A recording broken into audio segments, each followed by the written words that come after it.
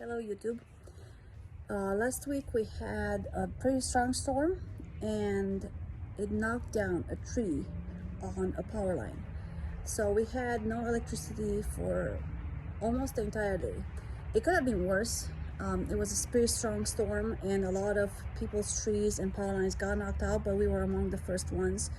So we called our electrical company right away. But it got me thinking. I was with 2 freezers full of meat and fridges that were gonna get warm, and I was wondering, well, how am I gonna save all this meat? I wasn't too concerned because we do have a generator, but if we didn't have that, what would you do? Do you know what to do in that kind of situation, or do you know how to preserve meat without electricity, without a freezer? And I remember that back home in Transylvania, we did do that. My grandma actually didn't have a freezer or a fridge for a long time, maybe half of my childhood. I don't remember her having electricity, or maybe I'm exaggerating, but I think I was pretty old, maybe 8 or 9 when she got electricity in the house and had a refrigerator. Anyways, so I wanted to show you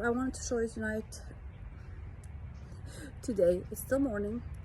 I want to show you today how I'm gonna preserve my meat without a refrigerator. And the way I'm gonna do that is, we just made our sausages for the winter, and I'm gonna cut them into pieces and show you how I preserve them. And that's how you do with any other meat. So if you have some meat that you want to save, you basically season it and cut it to size, and you go through the same process I'm going to go to today, and then you put it in jars and you put it away, and you can keep it like that for about a year. Okay, let's go. Okay, so what we need for this is obviously the meat or the sausage. We're gonna need some lard, and I got this beautiful lard from a friend who raises her own pigs. It's organic and it's delicious. And some oil and water. This is only for sausage. If you make meat, you do not need the water. The meat will have enough juices in itself, so you're not gonna need this. But if you make sausage, you're gonna need some water to add to it. Okay, I'm gonna melt the lard, and I'm gonna show you from there on what to do next.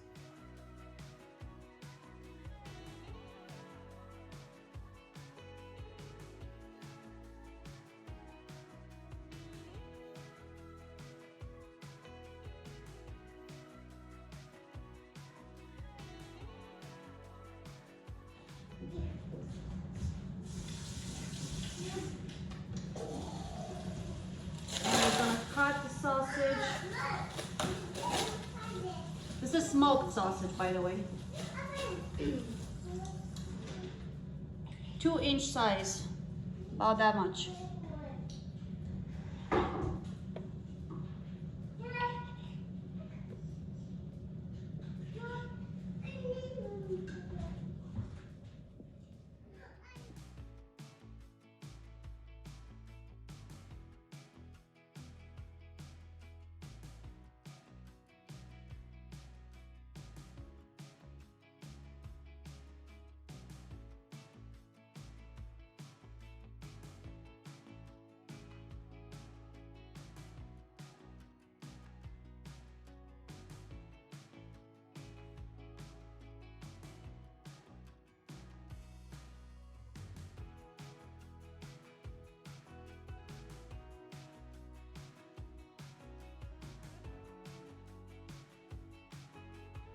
Okay, so we're gonna just put them in here, and I'm just gonna do like 2 layers, not more than that.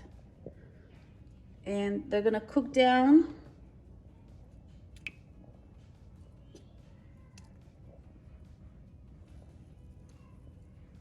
Okay, we're gonna cover them. And I set this to 400, and I'll see if I need to increase it. I'm not sure. It's the first time I'm doing it in the turkey roaster, and I'm doing it here because I can fit more, and I also can take it outside so it doesn't smell. In the meantime, I washed up the jars, because we're gonna put them in jars. You want to have like half-gallon size ones. Not all of mine are half-gallon.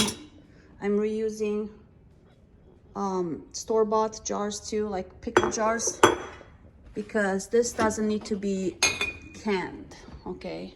They're just stored in jars. You're not actually pressure canning anything. You're just putting them in here. We'll see how many jars we'll get.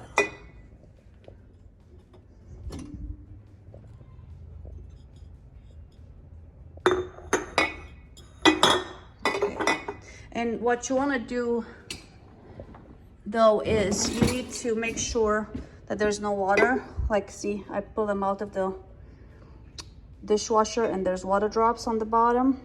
I'm gonna wipe that all clean with a paper towel.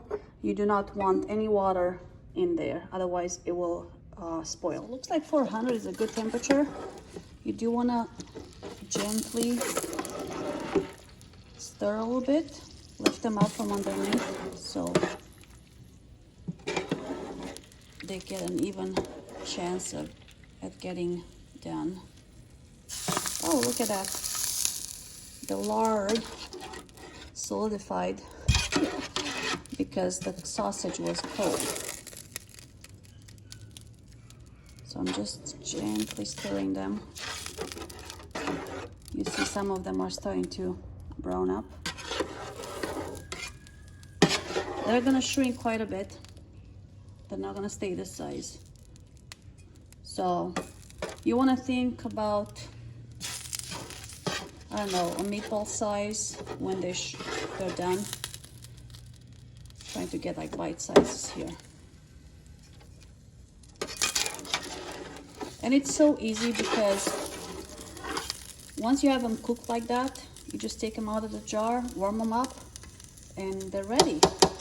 Or you can cook with them. I'll show you guys a recipe that my grandma used to make, and it's absolutely delicious. Okay, let's cover it back up.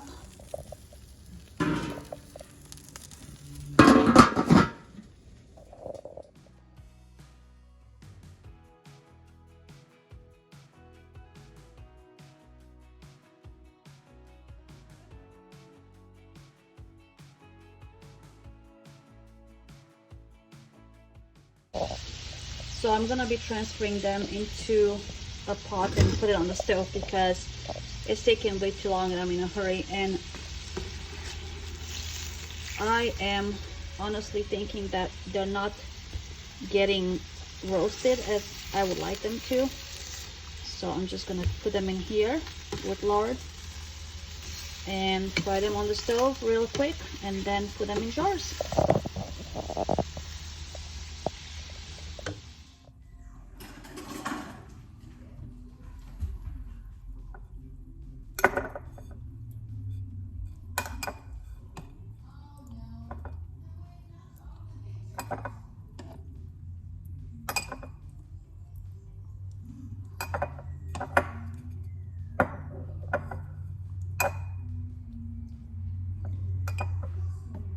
You want to stuff them in there as much as possible. I mean, don't press on them, but try to get as many in there as possible.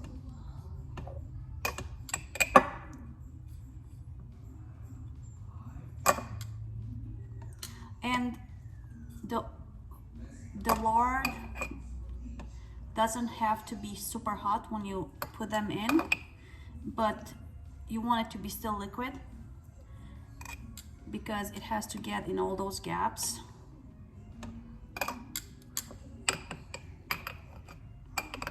Okay, that's about where I'm at.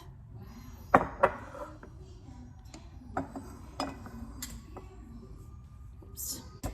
So you want to make sure that when you pack it with the oil, there's no air bubbles. So it's kind of like you would do for canning. When you pack the jars, you want to make sure there's no air bubbles. You can use that tool that they have for canning, but what I do is just like kind of gently bang it on the counter, maybe on a towel. That will elevate all those air bubbles.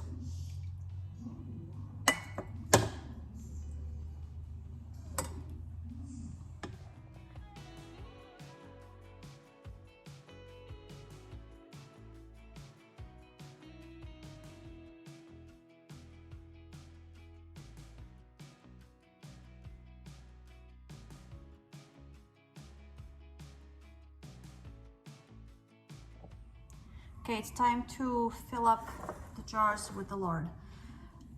Before I do that, I want to say the reason you don't want any water in the jar is because it's gonna create an environment for bacteria and mold to develop.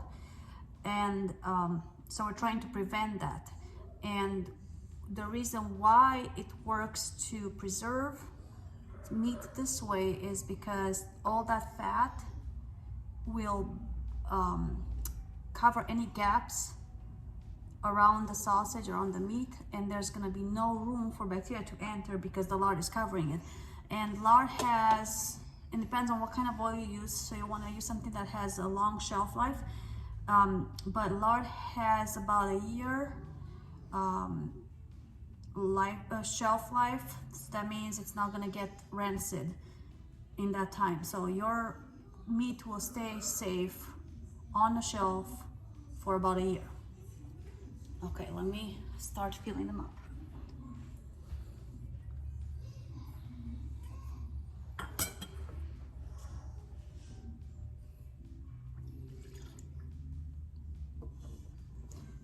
We usually, back home, we did it just with the lard. The reason we're adding oil here is because I'm assuming we're gonna eat it a lot faster than we used to, and also it gets really hard, lard, when it's solid. I didn't put any oil in this one, sorry.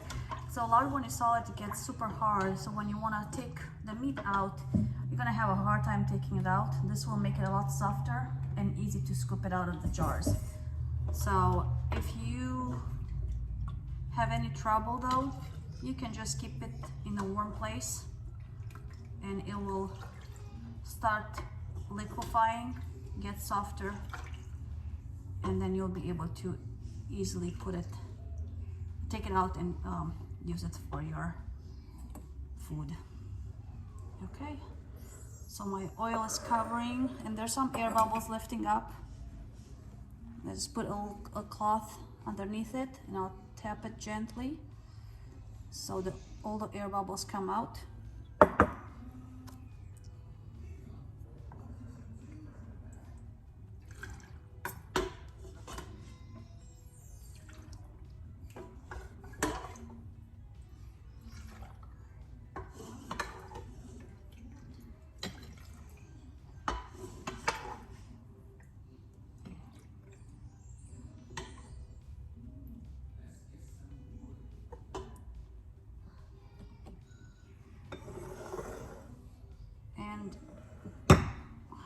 This jar is I'm not going to be able to fill it up with lard. I don't have enough. I still have the other sausage that's frying, so I'll add when that's done. I'll add more. So don't worry if you don't have enough for the first time you can them or you put them in jars. Just add later, it's fine. It's not gonna go bad. It's not gonna ruin the process.